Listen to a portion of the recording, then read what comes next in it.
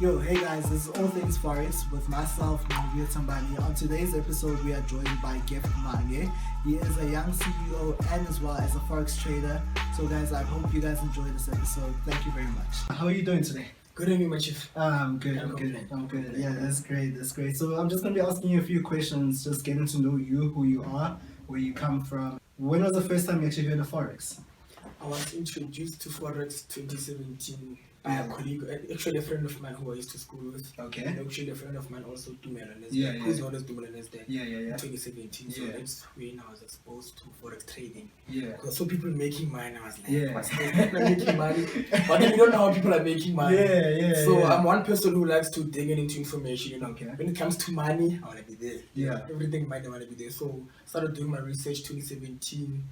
And I saw that Forex is working for people. Okay. And I was like, okay, let me try this with 2 million. And then 2017, that's when we started doing Forex. Yeah. And we saw that, okay, now we're getting some, it's really working. But Yeah. obviously, you won't just, become a millionaire overnight. These things takes time, consistency and patience. And we started doing our research, started getting into the industry, learning bits by bits there. And obviously, there were a difficult time when we started. Okay. But then, as I said earlier on, consistency and patience is key. Yeah. So 2017 is when I was exposed to Forex. Yeah, and how old were you, 2017? I was 18 years. You were 18 Yeah, I years was old. 18, 2017. 2017. When it came to, you speak about consistency, when did you actually start seeing like consistency properly? Because I know we have, as traders, there are some destructive tendencies that we fall into. So I just wanted to find out from you, like at what points did you realize what goes into being consistent?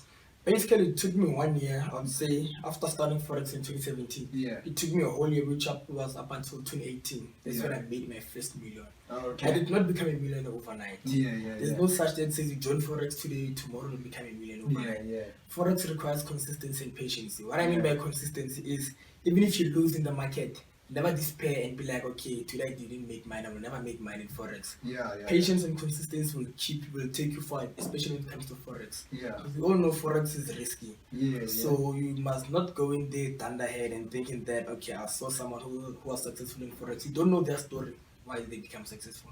So I'd say it takes patience and consistency to be with practice, because Forex is all about mastering the skill. Yeah. If you do not know what you're doing, you will fail. You Yeah. understand? Oh, So hence I say it took me a year to make my first million through Forex. Yeah. Not overnight. Yeah. Do you have like a daily routine that you follow? Basically, in Forex, you have to have a daily target or weekly target. Yeah. You must have a strategic point. If your daily limit, your daily target is to make 10,000, stick to 10,000. It goes back to what I was saying, back to consistency. If your daily target is to make 10,000, stick to making 10,000 a day. Yeah. If you've made your 10,000 and you be like, now since I've made 10,000, let me try and push to 15,000. That's when you start to become what? Greedy. Because remember, you set a target for yourself that today I want to make 10,000. So if your target is to make 10,000 daily, stick to that. So basically, I'd say on my point, I have daily targets and weekly targets. Basically, a day, my target is to make at least 7,000 or 8,000 daily, depending on how is the market set up, because the market is not always 100%. You might say it's a bullish whereby it's a bearish, So you must not go against the market. Go with the market, because you may start going against the market that's where the problem starts, Because the market might say it's a buy, and you being ignorant and wanting to make money quickly, you say it's a sell. That's an example that I'm making. You say it's a sell. So basically, you're contradicting the market. Do you understand? So when you trade, you have to have a certain target for yourself. That okay, this month I want to make how much. This 2 year I want to make how much. Stick to your daily routines. Then you'll see the fruits of your target. Yeah, okay, no, that's perfect. And just want to find out, so you say you started back in 2017, and did you have a mentor of some sort, somebody guiding you when you started out? Basically, not really. What I did is me and my friend, the one that's Tumelo, we attended a seminar, Forex seminar of Sunny Leshizi. Oh, yes. It was in Samson Convention Center. So we went there, attended that seminar, and then obviously a seminar that you did not pay for, they will not give you the whole information. Yeah, that's They true. will give you drips and drabs, basically introduction to Forex and so forth. Then it is up to you to book for a private course or gather more information. So basically what we did, we did not even book a private course. We basically, I'd say we were self-taught. Okay, introduction to Forex, we were taught by Sandy and so forth. But then Forex alone, it was self-taught. Yeah. Okay. And then when it comes to putting a strategy together, what is the thought process behind it per se? Like, what is it that you consider putting a strategy together? Because I believe to date you must have traded quite a number of strategies. You must have tested quite a number of strategies as well. Yeah. So what is it that goes into putting a strategy together? Putting a strategy together goes back to like you mastering the skill. Yeah. You cannot make a strategy, first of all, if you do not know what is technical analysis, what is fundamental analysis, So there are different strategies that you use and there are different indicators that brokers have or trade platform have. But then as an individual, as you go deeper and make research, there are things that you find that there are things that are going to work for you and there are things that are not going to work for you. Like for example, the strategies that I use is basically the Fibonacci and I use the price action, So the strategy that I use. Sometimes I use indicators, not always. I use indicators, like different indicators like Bollinger Bands, like RSI, So basically, if you know what you're doing in the Forex industry, it's easy for you to develop a strategy because you know what is technical analysis, what is fundamentals, and you know how is the market ranging based on how you studied it, you understand? So that's why that's where it comes, like that's how it becomes easy for you to make a strategy, based on how you know on fundamentals and technicals and so forth, you understand? Okay. So you cannot just create a strategy if you do not know the basics of Forex. Okay. Yeah. Okay, no problem. And what did you start like trading? Like exactly what did you start? Yeah, no, not an amount, but I'm asking in terms of which instruments did you start trading? At Basically, I first? started using indicators. I'd say most Forex traders who start trading, they use indicators. Indicator that I used was RSI, so which is the indicator which shows market direction. So I started using the indicator RSI, then it started working for me, and also using technical analysis, analyzing the market, to the core. Yeah. And then that's how I started mastering the skill, doing researches on other strategies, and so forth. And that's how I saw this works for me and this does not work for me. As individuals, we have things that will work for us and things that will not work for us. Yeah, and what kind of trader are you? What kind do you consider yourself to be? A day trader, a swing trader? Basically, I'm a day trader. Yeah. I'm a day trader. Basically, I trade every day, So, but it also depends on how is the market, because like I said earlier on, the market is not always 100%. So, in order for you to execute trades, you must check out the market ranging. Is it good for you to trade the market? Is it not in a Brexit mode and so forth? You understand? So, I'm a day trader. Day trader, okay. Started trading currencies. Yeah, I started trading currencies. Okay. That's where every forex trader started trading currencies. Yeah.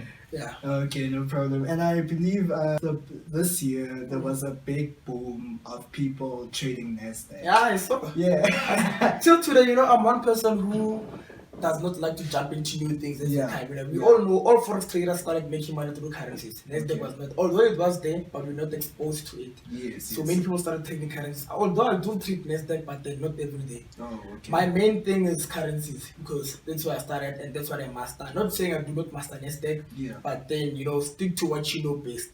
That will work for you. Also, although I do trade Nasdaq on a daily, sometimes I do not trade it. But then my main focus is currencies because I've mastered currencies. I know the ins and outs of currencies. Because one thing about Nasdaq is it's very volatile. So it wants a person who is very focused, not a person who just heard of Nasdaq and then jump on it. One thing people don't know about Nasdaq is it's very volatile. Nasdaq can either make or break you if you do not know what you're doing. And it can also it has advantages and disadvantages. One of the advantages of Nasdaq is it can make more money quickly. Disadvantages is you can blow the account because it's very volatile. If it does not go your way, and if you did not use proper risk management like stop losses and so forth, then you're in danger. Yeah. Okay, and I hear you keep referring back to mastering the market. So for you, what is it that brought you to have that confidence to be like, obviously we learn every day, but what is it that brought you to a place where you feel like you can be able to say, no, that's where you've mastered your skill per se?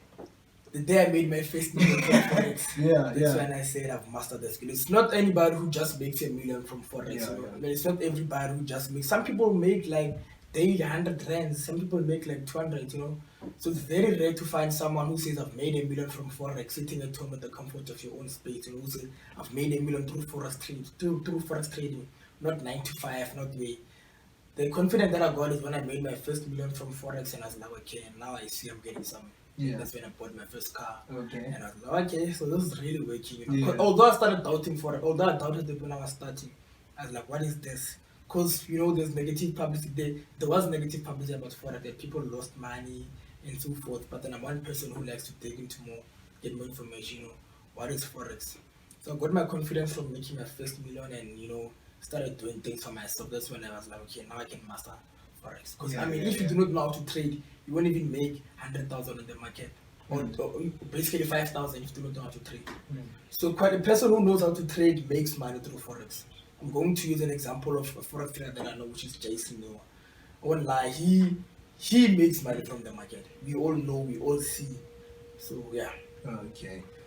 Now, and just going back in the South African forex industry, who is currently your biggest motivation? Jason Noah. Jason Noah. He's the only forex trader that I look up to. All these other forex traders, I feel like they portray or living a lie, or doing things that I won't say on the interview. You all know that there's too many controversial things happening. The forex name has been tainted by people doing this and that. But although I say stick to your lane, do your own thing, people who are doing the wrong things in the industry, they'll be exposed. Okay, no, thank you. Okay, and when it comes to trading, so sometimes you find that instead of opening a lot size of one lot, then you find yourself opening 10 positions of 10 cents each, compounding trades like 0.10. Yeah, 0.10. So why is it that instead of just trading a one full lot, you trade 0.10 times 10? I feel like some people just want many trades to appear on the computer to take screenshots and post them. You see? Although I also do it, but then sometimes I use one full lot size instead of I feel like it's you wanting to see a bigger version of your trades. Understand? On how they run, which one goes into profits first. Although it's basically the same thing, 0.10 then amount to one lot size. Although it's the same thing, but then I feel like you want that bigger version on the screen. Like I have too many trades running on my trading platform. You see? Okay, no, that's cool. Okay, so just tell us about your first withdrawal now. My first withdrawal on forex was, if I'm not mistaken, it was 30,000. Okay. That's when I bought my first course. I remember I withdrew 30,000 and I was shooting with 5,000 to buy the course at my first car. Actually, my second car, because the first car my mother gave it to me. My very first car that I bought with my own money was, my first withdrawal was 30,000. And the car that I wanted to buy was 35,000. And I was like, Mom, can you please add me up, top me up with 5,000? Because I withdrew 30,000 and I'm shooting with 5,000. Then I withdrew 30,000 from the forex market. And that's when I purchased the car. So basically, my first withdrawal from forex was 30,000. Yeah. And what was the initial deposits for you before you got to 2.5? 2.5. Yeah, it was 2.5. Oh, to 30K. And I started doing the 2.5, trading it daily, there and there, consistent, applying proper risk management. And it took me to 30K. Yeah. You know how boys are. Whenever we see money and you don't have a car, you withdraw, you want a car. And I was like, nah, I've made 30,000. Let me withdraw and get a young course. Oh, okay. And I bought my first car, 30K from forex. Yeah. And I started seeing vision from there, started seeing light from there. And okay, if I can withdraw 30,000, which means I can withdraw more with a bigger, obviously, deposit. If I can deposit 5,000, I make 60,000. If I can deposit 10, 70, 80,000, Because I normally say the more the merrier, the more you deposit, the more it's easy for you to make money because you're working with a big amount, So it's easy it makes your trading easy. Yeah. Okay, no, perfect. And obviously there's days where you're winning and there's days where you're losing. What is your biggest loss? And not in just terms of just amounts, but just your biggest loss that you've made in one trade or in general? Just in general, in the whole. Since I started trading. Since you tried, like the one that you feel like for you. I'd say combined it's been losing money through forex. Basically, I'd say it's 25,000, 20,000 there. Okay. 20, 25,000. Okay. Like last week I was trading Wednesday. It was over on a Thursday. There were news around 4:30. And I lost young 10,000 there. Young 10,000. Unexpected because of the news. So in forex, you make money, you lose money. So you cannot say a forex trader and you do not lose money. Then basically it's contradicting yourself because we all know the forex market is risky. So I've lost money through forex, Okay. Although I've made more money. Yeah. Okay. No, perfect. And what to date? What is your most memorable trade? Like your best trade that you've had, that you can remember, that you go back to and like, I remember that one. I think it's 3 weeks before I bought my BMW. Okay. The thing that I'm driving. Yeah. I remember I was running at, if I'm not mistaken, I'm not sure, but then it's estimated, but it's roughly around 125,000 to 130,000. That's before I bought my the BM. 2-3 weeks before I bought the BM, because obviously I was trading for the car. So I was like plus minus 120 to 130,000 the trades that I've made. Yeah. Sure. Okay, no, that's nice. That's nice. And yeah, just going to the end of the interview right now, do you have any advice that you would like to give people at home, people watching, people listening? Anyone who's listening, who's at home right now saying that, no, I want to enter the industry right now, what advice would you give them? I basically said before you enter into the Forex market, first of all, get a mentor who's going to teach you the right things. Because I mean, people get into the Forex industry, 2-3 months later, they say Forex is a scam. Why do they say Forex is a scam? It's because of the mentor who taught them. The mentor did not give them lifetime mentorship and so forth. So I'd say before you go into the Forex industry, do your research about your mentor and know what you're getting yourself into. Know that Forex is a risk, you can lose your capital at once. And yeah, do your research before entering into the Forex market. And like, it's very risky. So you should know what you're getting yourself into, do your research, then you can enter into the Forex market. And one thing, Forex is not for the faint-hearted.